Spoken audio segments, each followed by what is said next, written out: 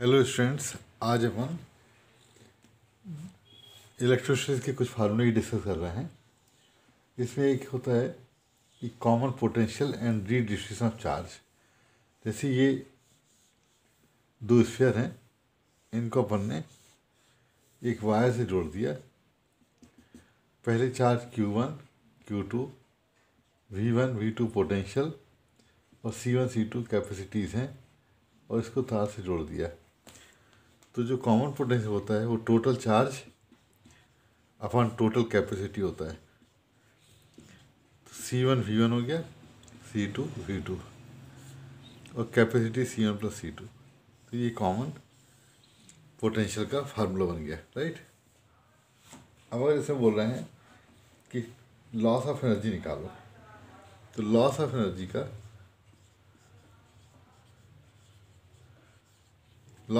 का फार्मूला होता है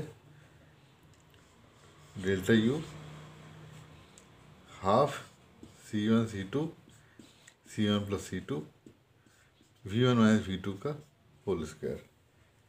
और चार्ज में जो ट्रांसफ़र है, ट्रांसफ़र ऑफ चार्ज, ये होता है C1 C2 अपान C1 plus C2 into V1 minus V2, right.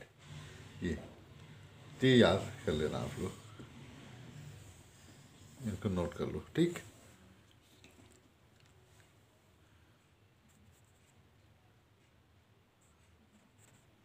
अगला टॉपिक है अपना करंट।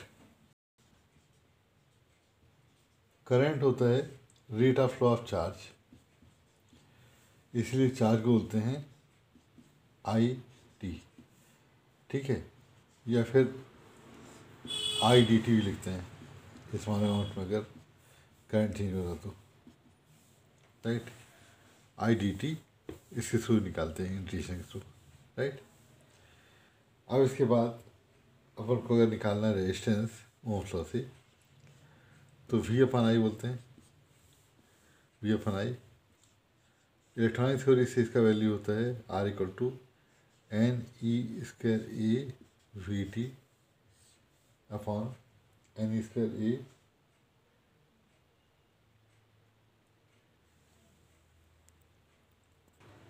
इलेक्ट्रॉनिक्स थ्योरी से करने के लिए पहले अपन को I equal to NEA VD लिखना पड़ेगा। I करंट है, N नंबर ऑफ इलेक्ट्रॉन्स हैं, चार्ज ऑफ इलेक्ट्रॉन है, A area, VD drift velocity, right. तो ये हमको लिखना पड़ेगा। और VD ड्रिफ्ट स्पीड किससे होती है, EV अपान ML टाउ, और इसका वैल्यू अपन को इसमें रखना होता है। तो इसका वैल्यू अपन जब इसमें रखेंगे तो क्या आएगा, I equal to NEA EV upon ML tau. I equal to हो गया NE square AV tau upon ML, है ना। तो इससे V अपान I हो जाएगा, V अपान I। तो इसमें V अपान I आ जाएगा ML upon NE square tau A, right. ये होता है R।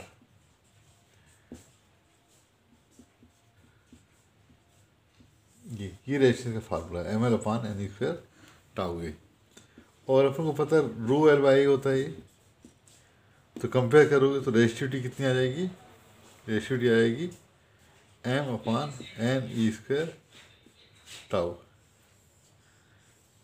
ये भी याद कर लेना, रेजिस्टिविटी।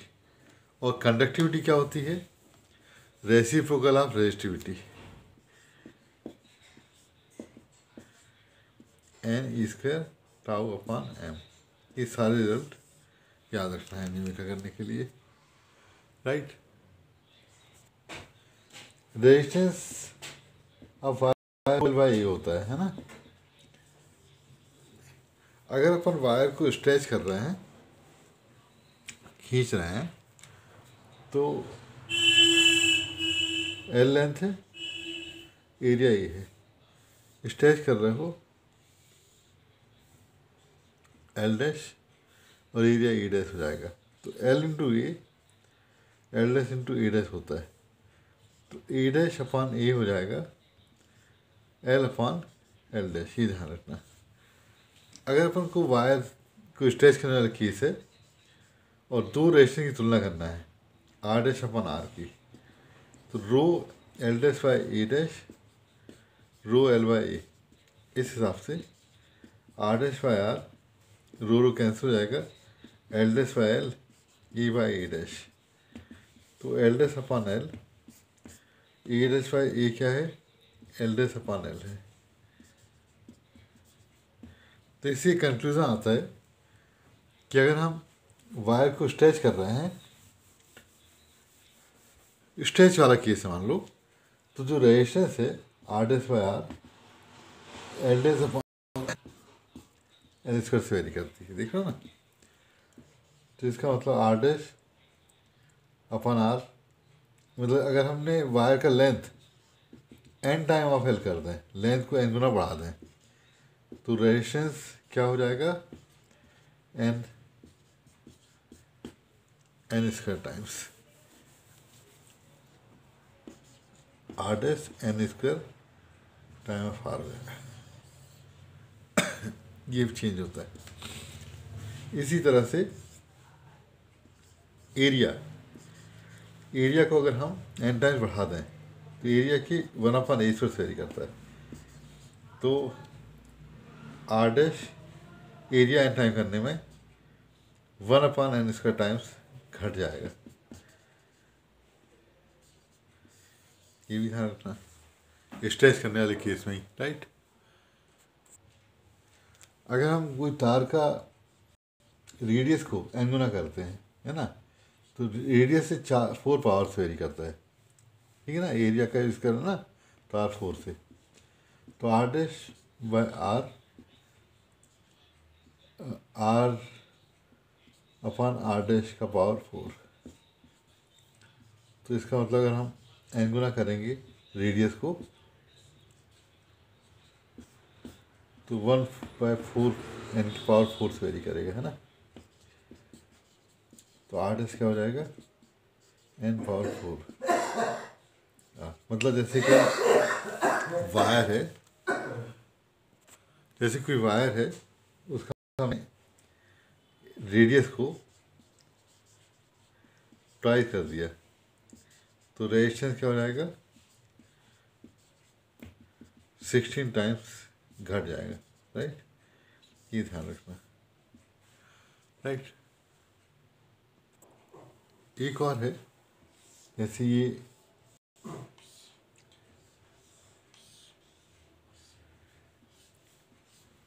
क्यूब है और इसमें अपन ने रेजिस्टेंस बनाए हैं, सबका resistance R R R R R R ये है ना। तो एक डायगोनल से हम करंट भेज रहे हैं, एक से बाहर आ रही है मान लो, मतलब जो मेन डायगोनल कहलाता है, ये इसको बोलते हैं मेन डायगोनल, या इसको मेन डायगोनल बोलते हैं। तो मेन डायगोनल से करंट एंटर होकर दूसरे मेन डायगोनल के टर्मिनल से निकल रही है।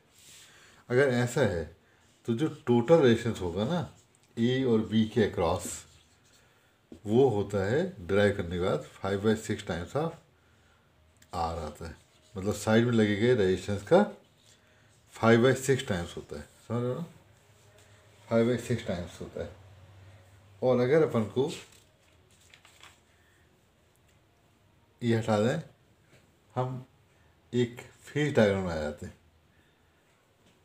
ये फेस डायग्राम, ये हो गया main diagonal.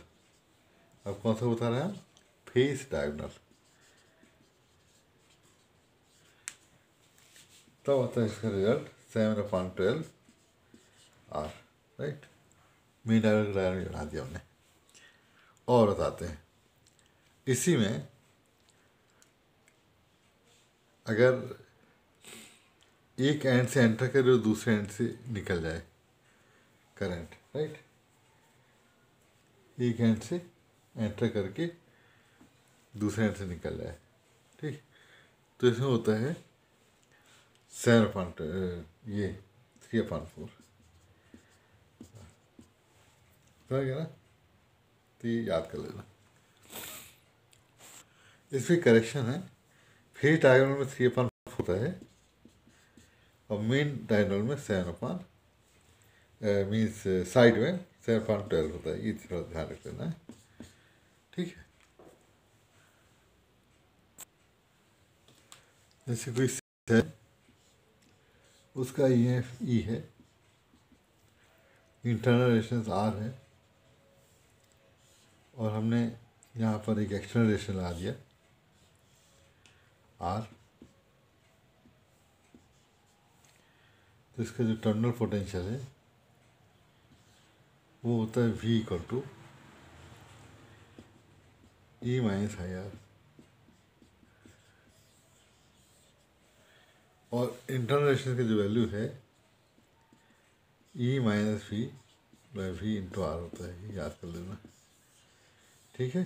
E - V/V is internal resistance, right. जो टर्मिनल पोटेंशियल है वो E के बराबर होता है ओपन सर्किट में।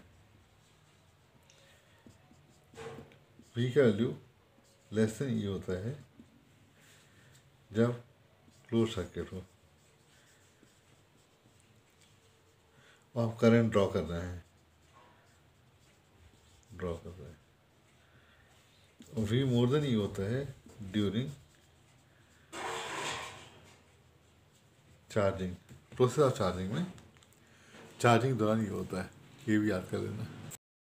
अब ग्रुपिंग ऑफ सेल्स अपन डिस्कस कर रहे हैं, एक सेल फिर दूसरा सेल फिर तीसरा सेल ऐसे लगाए हैं, n सेल्स लगाए अपन ने, राइट। और एक अपन ने एक एक्सटर्नल रेजिस्टेंस लगा दिया R, राइट। सबका E है, ठीक। n सेल है, कितने सेल हैं? n cell. तो जो टोटल EMF होता है NE हो जाएगा, राइट। और टोटल इंटरनल रेजिस्टेंस क्या हो जाएगा? R + R + R NR। तो इसका एक सर्किट डायग्राम अपन छोटा सा बना के देखें।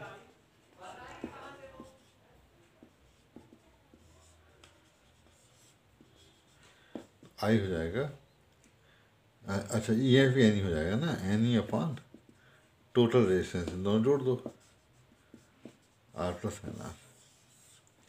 इसमें दो केस राइज होते हैं, अगर R बड़ा है R से तो I ये बड़ा होने की वजह से NE/NR लिखना, इसको छोड़ देना, तो E/R आ जाएगा।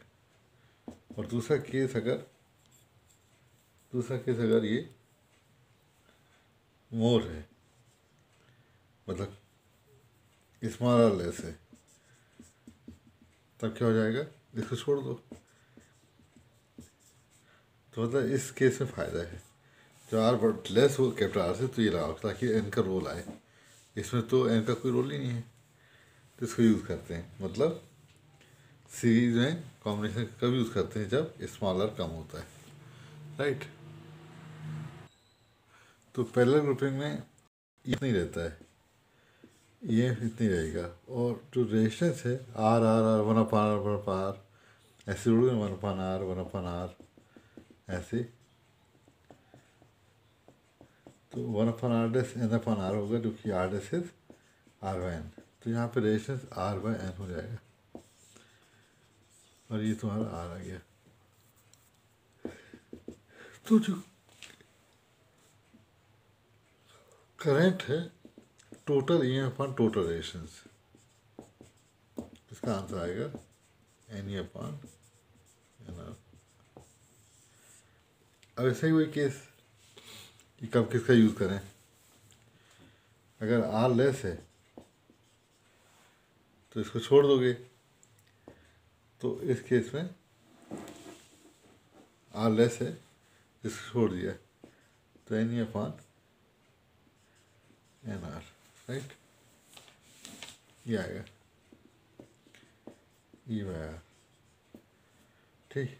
और जब ये R बड़ा है R से, तो इसको अपन रखेंगे, है ना, इसको छोड़ देंगे।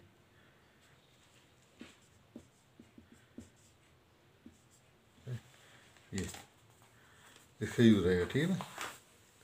तो इस तरह से अपन इसका यूज़ करते हैं। नेक्स्ट है कि एन सेल की एम ब्रांच हमने जोड़ी है, तो एक ब्रांच का एम कितना हो जाएगा, एन ई। अगली का कितना हो जाएगा, एन ई एन ई है ना, इसमें एन ई। और आर आर आर ये सब N R N R N R ये हो जाएंगे।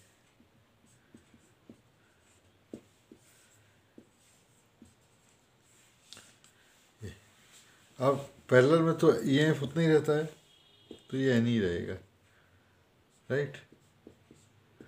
और N R N R N R one upon N R one upon N R ऐसे जोड़ोगे तो इसका आ जाएगा यहाँ पे पैरेलल में N R upon M, right इसका।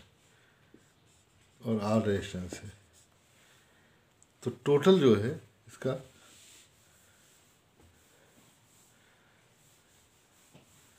मिक्स ग्रुपिंग बोलते हैं इसको, आई हो जाएगा N E upon R plus N are.